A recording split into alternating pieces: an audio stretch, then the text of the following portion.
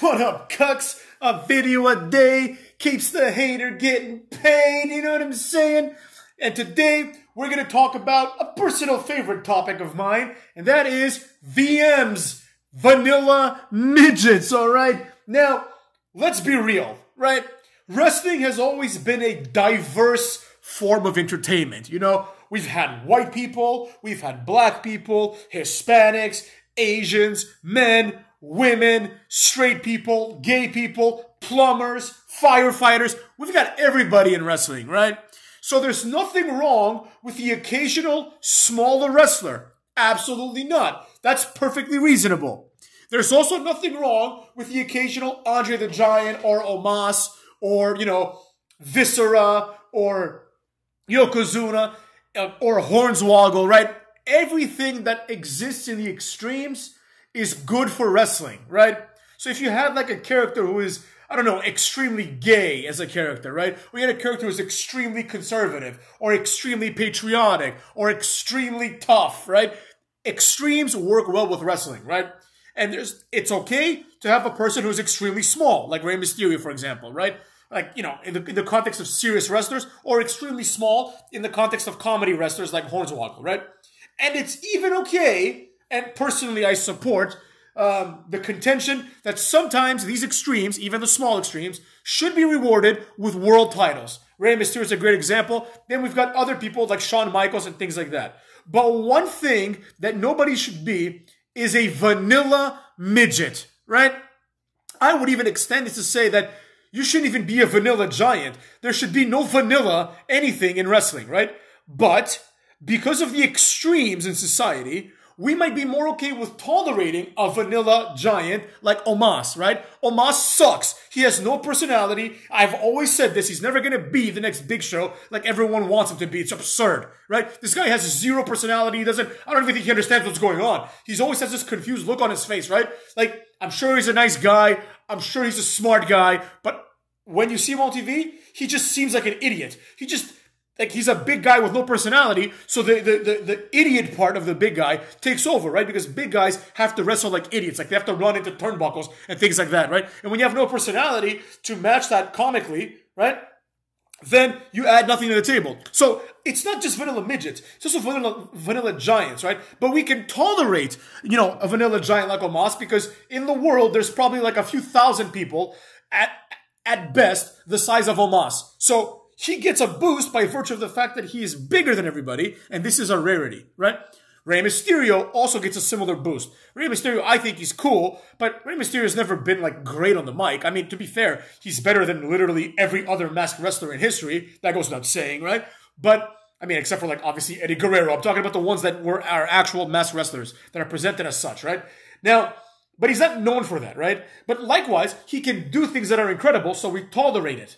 Right? It's the same exact philosophy. Now, the question then becomes, what happens to the people that are average? Average cannot be tolerated. If you are too small, you have something to overcome. If you are too big, you are something for someone else to overcome. But if you are in the middle, you are a nothing, right? There are millions of you, right? So if you look at, if you look at Adam Cole, right? And you look at Jay White, they're the same exact thing, right? If one of them was replaced by the other one forever, nobody would really care because they fit the exact same role. Normal guy down the street. And that's the problem with vanilla midgets, right? That's the midget part, right? The too small for the business part. Then there's the vanilla part, right? The wrestling fan, the community, will tolerate smaller guys like Shawn Michaels, for example, or Eddie Guerrero, who was like 5'6", because they are exceptional, right? They are midgets, Jericho as well, but they're not vanilla, right? They bring something to the table that goes beyond their physicality, right? They bring unparalleled charisma, great promo skills, great mannerisms, and more important than all of that, entertainment. Now, those people are just segregated to a different category, right? We have Benoit on one side, then we have Eddie Guerrero, right? Benoit, vanilla midget. Eddie Guerrero, not a vanilla midget, right? It's very obvious why. Dean Malenko, like a complete vanilla midget. He's small, He's like super small. He's smaller than Benoit, and he's less charismatic than Benoit. So it's like, what do you bring to the table? Oh, he can do good wrestling moves. I got news for you. It's a fake sport. Everyone can do good wrestling moves. They just choose not to. Like, do you really believe that Dean Malenko is more athletically talented than, I don't know, Matt Riddle, right? Matt Riddle can do everything Dean Malenko does and better, probably, right? Shelton Benjamin can do it too. But Shelton Benjamin can also jump off the top rope and springboard clothesline you, right? So why the hell is he going to do, like a dragon whip, which he would do once in a while, right? Or dragon screw. He would also do the dragon whip, deal with it, right? Why would he do like a dragon screw and then do a headlock when he can just bounce off the ropes and even do power moves, right? What's more entertaining? It's kind of like one of the worst things I've ever seen, which was on AEW. It was like Daniel Bryan and like, there's some jobber. I don't remember who it was, right? But they're doing all this chain wrestling. It's horrible. It's boring. And the fans are like, this is awesome. Like, what are you talking about? They're just rolling around, holding each other's arms. Like Pete Dunne style wrestling. It's like nobody wants to see that. Oh, he's got the fingers. Does he? Why doesn't the other guy just belt him in the face? Right? Like Pete Dunne will grab the fingers of like someone the size of like Drew McIntyre, and then Drew McIntyre just sells that to this tiny guy, right? When in reality, Drew McIntyre would just take the other hand that's not being grabbed, punch him in the face, and that'd be the end of that. Right? So, with all that being said, right, what is the solution?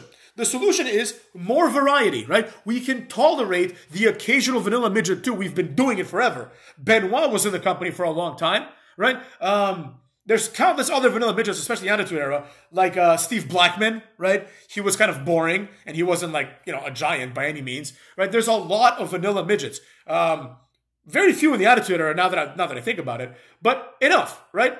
In WCW as well. But now the problem is everyone is a vanilla midget. So by comparison, you take someone like LA Knight, and people are like, wow, this guy's amazing, right? And I like LA Knight. I keep saying it. I like him. But the truth is, he's not amazing. He's just good. He should be a mid-carder. I mean, let's be honest, right? Like, if wrestling was what it's supposed to be, he would be a solid mid-carder feuding with Val Venus. So there you go. There you go, guys. People always say, oh, you always like the guys that you like, and you always say everyone else should be a mid-carder. No, that's not true. Even people that I like Val Venus. That's a great example. But he should be a mid-carder, right? I like, LA Knight. He should be a mid-carder. The problem is, we don't have anyone that is capable of a main eventer, so we just adjust, we adjust by a value of one vanilla midget. We adjust the standards down, right? So people like The Miz all of a sudden seem like world championship material to people like me. Same thing with LA Knight, right? The reality is, none of these guys are championship material. As a matter of fact, there's some champions, even in the Attitude Era, that are not championship material, right? People are always like, oh, why did William Regal get held back?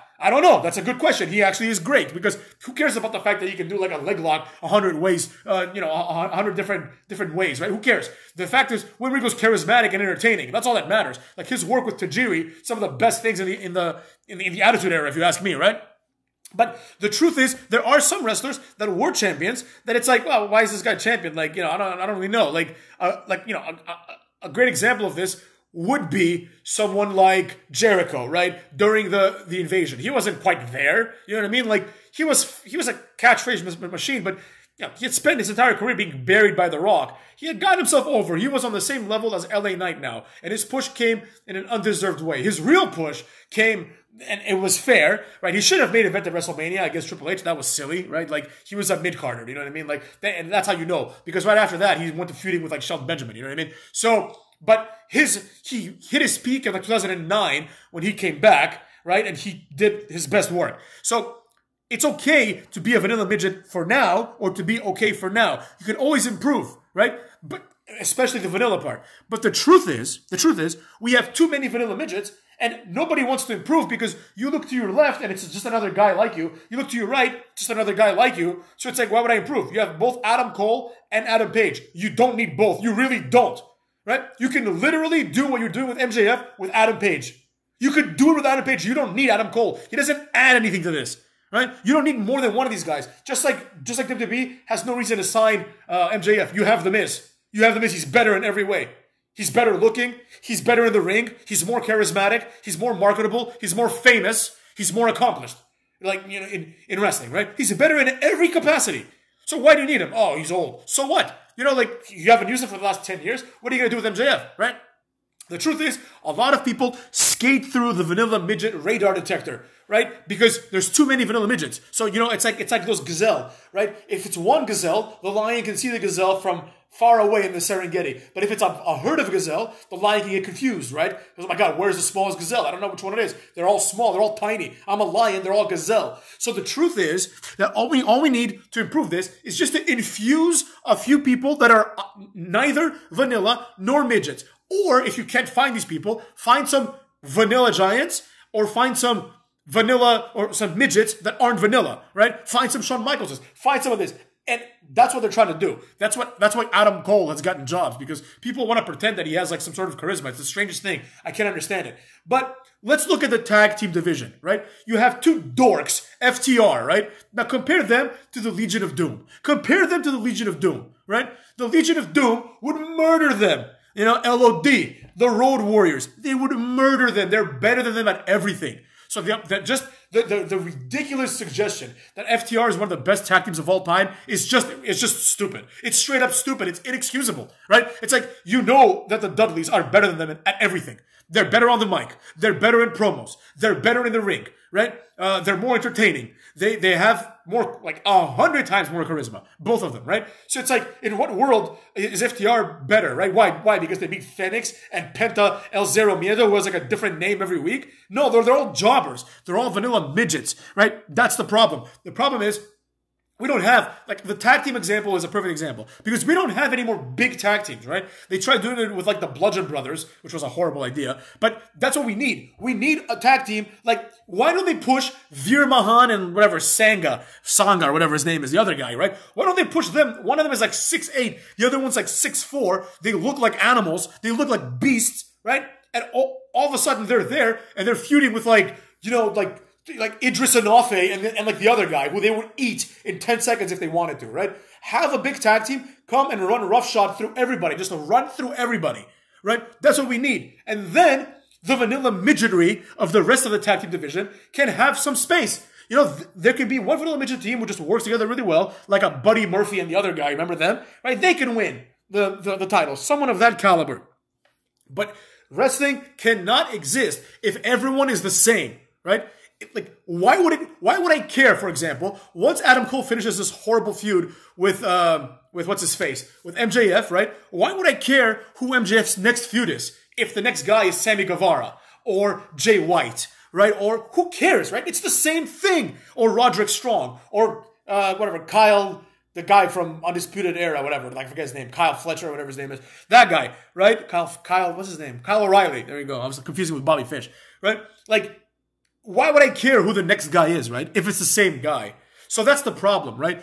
You need to have some sort of uniqueness to make the feud unique. And the feuds need to have storylines. And you can't have storylines if people are vanilla, right? So my number one criticism of, for example, Roman Reigns and LA Knight is that there's no storyline at all. The storyline just is LA Knight got over, so he just gets a title shot. There's no actual storyline, right?